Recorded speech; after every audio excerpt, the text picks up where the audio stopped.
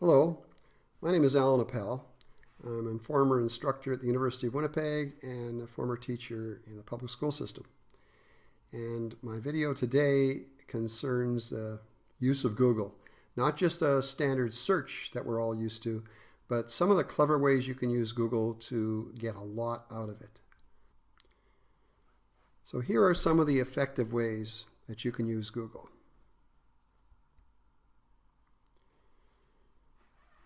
First of all, if you're looking for weather reports, it's very easy. If you simply type in the Google search box weather and then the city and the province or the city and the country you're looking for, you'll get a weather forecast and the current temperature.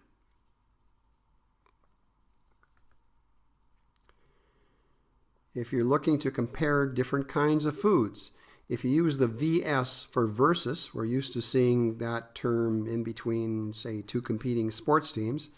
But if you use that term in between two different kinds of foods, they'll be compared.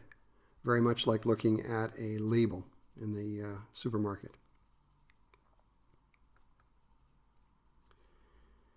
You can also set up a timer. Just simply type in set timer for and put in the time. And when you start this, it will count down. You'll also notice that there's a stopwatch choice to be made.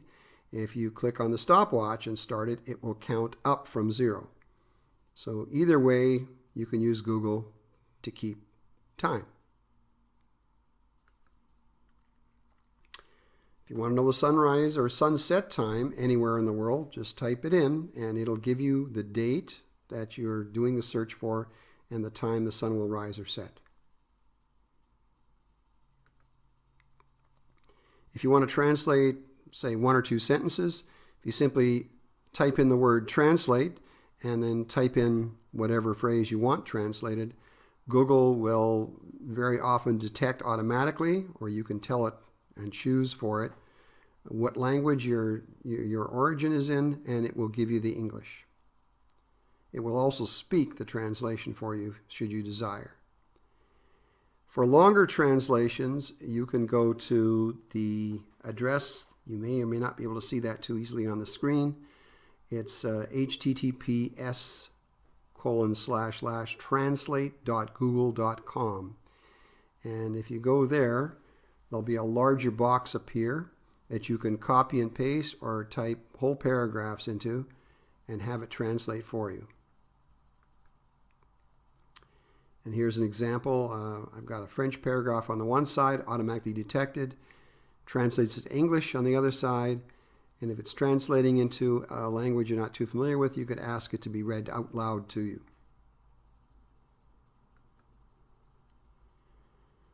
You want to find out the date of any holiday, just type it in with the year and the holiday date will come up.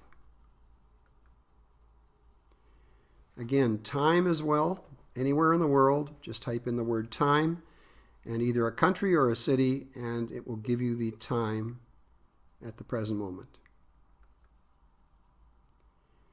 If you'd like a definition, especially if you want the word to be spoken to you, you just type in the word define followed by the word you'd like a definition to. So you have a dictionary at your fingertips.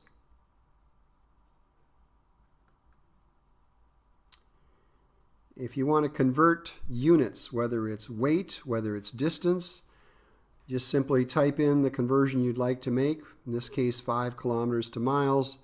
It gives you a chart with drop-down arrows that you can change the length, you can change the metrics of the conversion, and it will give you your answer. If you'd like to know the movie release date of a particular movie, type in the name of the movie and then release date, and it will tell you where it was released and when.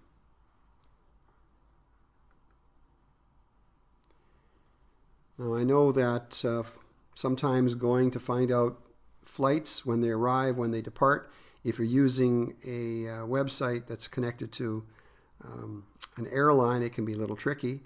But if you simply use Google, type in the airline and the flight number, it will give you the information up to the date as to when the flight is due to come in or when it's due to leave.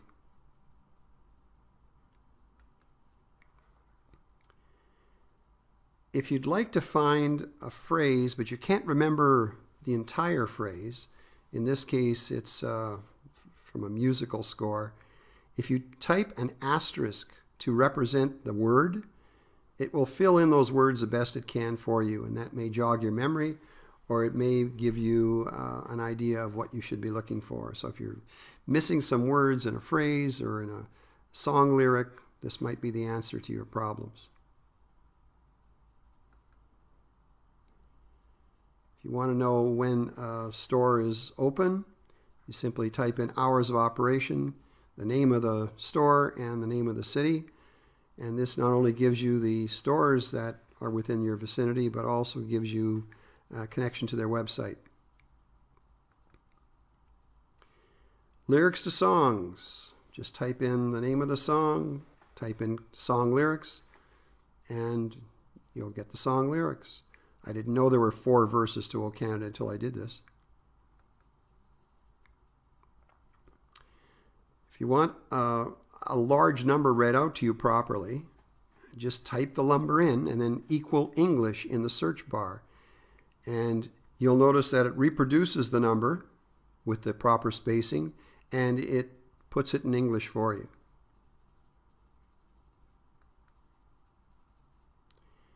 You want to find out what books are published by which author, just simply books by, the name of the author, and the results will be, if they're at all available, the book cover will be reproduced, and all the books by that author will be listed, usually in chronological order. If you need a research topic, sometimes Google Books, not just regular Google, will provide you an index on latest books that are published, and in many cases you might be able to read them online. So you're basically going to use a search for books, books.google.com for Google Books.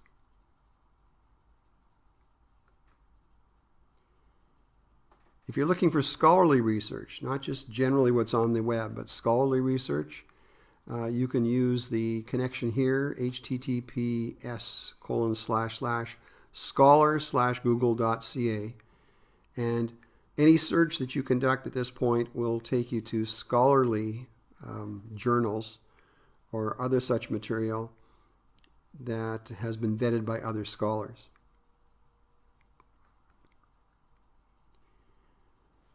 You can also do a search that eliminates one of the terms. So in this example, instead of just simply typing in Titanic, which would give you lots and lots of material, not only about the ship, but about the movie and the movie stars and so on, if you type in the word you're looking for and then a negative sign and then the term you do not want searched, it will eliminate that. And so we don't have the first result as the movie.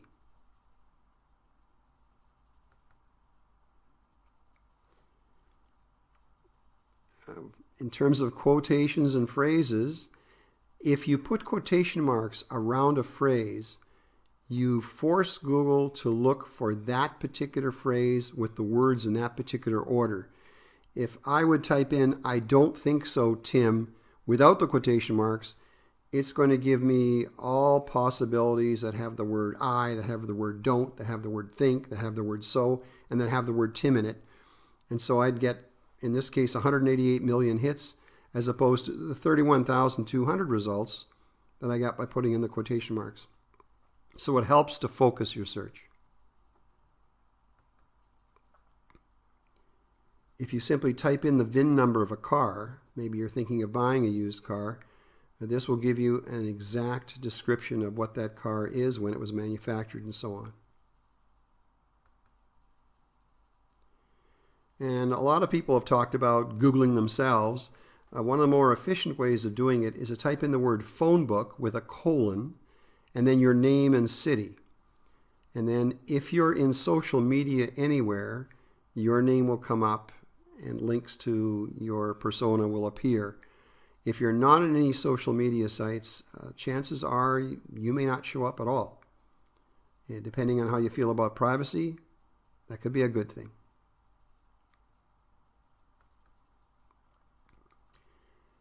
Now you can do what's called a reverse image search. Now, all of us have looked for Google Images and just simply typed in the term we want, cute kitties or whatever. But if I have a picture that I want to match up with similar pictures on the web, what I can do is I can go to Google Images and search by image instead of just doing a search. If I search by image, the computer will ask me to either upload the image or browse to the file that I want to match up. And once I've done that, it will give me very similar images that are already on the web. In this case, I was looking for the original Macintosh, which I had one picture of, and now I was able to get a lot of other similar pictures. I can use it as a calculator. All I have to do is type in the calculations. The asterisk is times. The plus and minus sign, of course, are plus and minus. The / is a divider. So in this case, 50 times 475. When brackets are placed around numbers, it's because the order of operations, I wish to do 45 divided by 15 together first, and then adds 57. Gives you a calculator, gives you an answer. I can convert currency from one to another, any other. So in this case, I want to know how much 100 British pounds will buy. I did this a few months ago. It's now, I think, over 200 at the point I'm recording this. But 100 British pounds will now equal $166.87 Canadian. And this is a trick that I call search within search. Basically, what happens is if you want to, as a result of a search, further search the web page that comes up, if you're looking for a particular word or phrase, if you're using Control F if it's a Windows machine or Command F if it's a Mac, what can happen then is you type in the word, which will a space that will appear at the bottom of your browser. You type in the word you're looking for, and it will find one after the other, as you click the down arrow, that word on a page. So if it takes you to, your search takes you to a web page that has 20 pages to it, if you want to look for a particular term or a name, this is the way to zero in on it.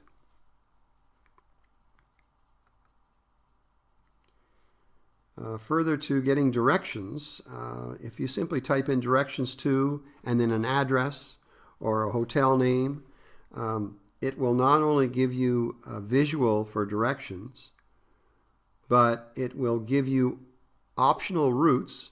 And if you type in your location, it will give you exact routes and tell you the distance, it tell you the estimated time it would take to get there. And you can also, if you look along the top of that blue box, you can also get different results depending upon whether you're taking a car, taking a bus, walking, bicycling, or if it's between cities, flying. Problems with calculating your tip calculator. You simply type in tip calculator, you type in the total bill, what kind of a tip do you want to leave, how many people there are to divide it up, and it will give you an idea of what your tip should be. And those of us who would like to find recipes online, you can simply type in the word recipes with a colon and then whatever recipe you'd look for, and you're going to get lots and lots of results. For those of us who are musically inclined, if you want a metronome, there's a built-in metronome in Google. It'll provide a beat. You simply type in the word metronome, and you can use the plus or minus arrows to speed up or slow down the beat. You click the forward arrow and the beat goes on.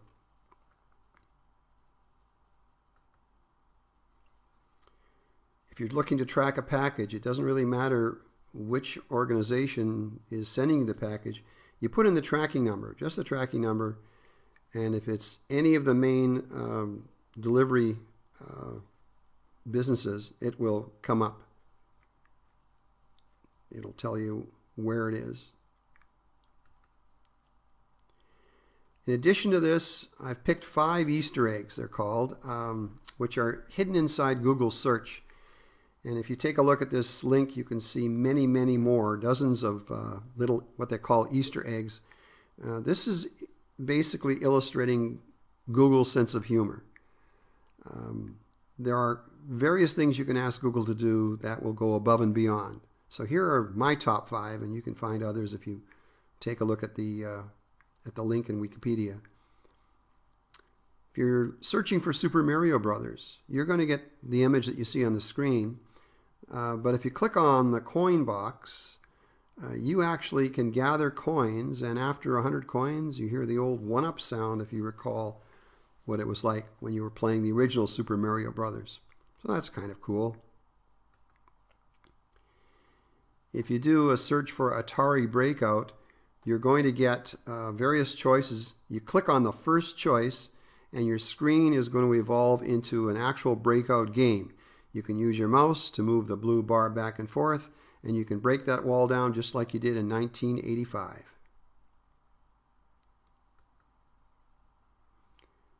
If you do a search for do a barrel roll, not only are you going to get a definition, but the screen performs a barrel roll as an illustration.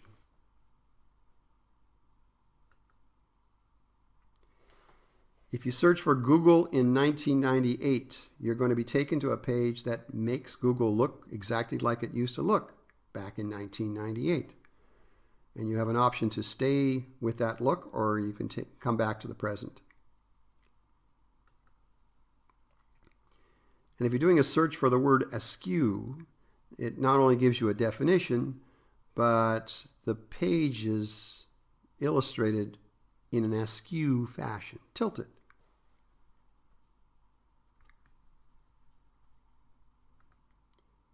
So these are just some of the things I think might be useful to you in making effective use of Google search.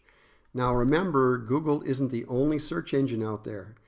The only reason why it's used more than anybody else's is because it so dominates the market. You might recall tissue papers 20, 30 years ago. Well, nobody ever asked for a tissue paper. They asked for a Kleenex. And the reason they would ask for a Kleenex is because Kleenex so dominated the market that its brand name became the product. It's the same with Google. At one time, people would ask for a Xerox when they wanted a copy. Same idea, that the product dominated the market. And that's why, whether you're using Yahoo search or any other search engine, you're going to be Googling things.